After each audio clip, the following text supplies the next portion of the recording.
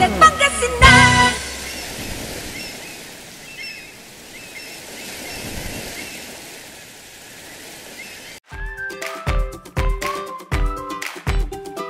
Kilala ang bayan ng Binalonan sa paggawa ng longganisa na siksik at sulit. At nandito nga tayo sa pamilyang bayan ng Binalonan. At paniguradong masarap ito. Kaya tara, samahan niyo ako. Pwede niyo po ba ipakita sa amin paano niyo po ginagawa yung pagtimpla niya? Ito, nahin natin yung bawang.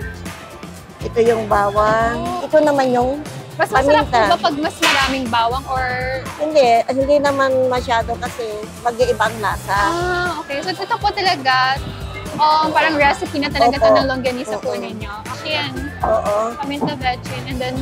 Betchin and then asin. This is asin. Lagyan natin ng soy para hindi maputi. Haluin natin ng haluin. Hanggang maramdaman mo naman ito kung tama ang timpla. Kung tama na yung paghalo mo. Ganyan ang paghalo nito. Ito yung casing. Ilagay natin dyan.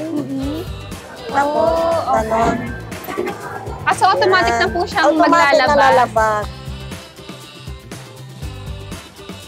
Linagay natin sa casing. Haba po And pala. then, itatali natin ngayon.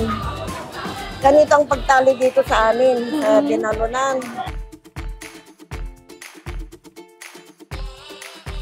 Ba't po siya dinadayo? Purong meat ng baboy, Oo. bagong katay, Oo. and then walang halo yan, basta purong ganyan. Tapos malinis kasi itong casing namin. Malinis, in and out na nalilinisan. Ito, dinibilad pa sa araw. So, ang bentahan niyo po dito per kilo? Per kilo pa din, hindi yung per piece. Hindi, per kilo. Ito na yung finished product. Ito siya, parang siya ang cute, parang bilis buhatin. Other longganisa po kasi diretso lang, hindi nila pina-per piece. So, mami, mga magkano po kaya ito? Paano po yung bentahan nito? Sa ngayon, bumaba ang karne. 350. Per kilo po. Okay. 350 ngayon. Opo. So, per kilo talaga siya, hindi siya per piece or per ganito. Per kilo. Per kilo talaga siya. Ang lalaki nga po nito. So, pag niluto to, mag-brown din. Magba-brown din po siya. Ganyan ang tsura niya. Na-excite akong kumain ng longganisa. Bibili ako later. Mami, nakita ko parang sobrang dami niyo pong prepare for longganisa. Nauubos po ba ito? Nauubos pa yan. In the day? Opo. Sa isang araw po? Nauubos pa yan. Kulang pa. In a usual day po, ilang batcha po yung nagagawa? Ang everyday ko, yung regular na dinitinta ko, 50.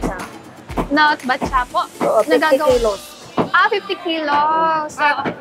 So, mami, kapag maganda yung bentahan natin, magkano po yung kalimitan na bebenta nyo for that day? Pag 50 kilos, mayroon ka na rin tubo na mga 1.5. Yun po yung mga Pag maramihan naman, malaki naman. Opo. Subukan naman natin itong ibenta. Tingnan natin kung maraming bibili. Garlic longganisa po. Garlic longganisa po ng Binalonan. Bili na po kayo. Pogi, bili ka na ng longganisa. 350 per kilo. Pero dahil pogi ka, 360 na lang. Nalagdagan ng test. Okay. Po. 350 na lang. 350 na lang. Wow! Pogi ka daw. Sige po. Mami, So, paano ba to? Kayo mag-open. Ayun. Bale! Hawakan mo. Okay po. Sakali mo. Ayun. Ayun. Okay, ito na po mga suki. Thank you. Hindi masyadong mahirap magbenta ng longganisa kasi yun nga, yun yung dinadayo dito. Tapos sabihin mo lang, Pogi, bili ka, bibili sila. Yun talaga yung keyword. Let's go mga suki! Bili na po kayo ng longganisa ng Binalonan.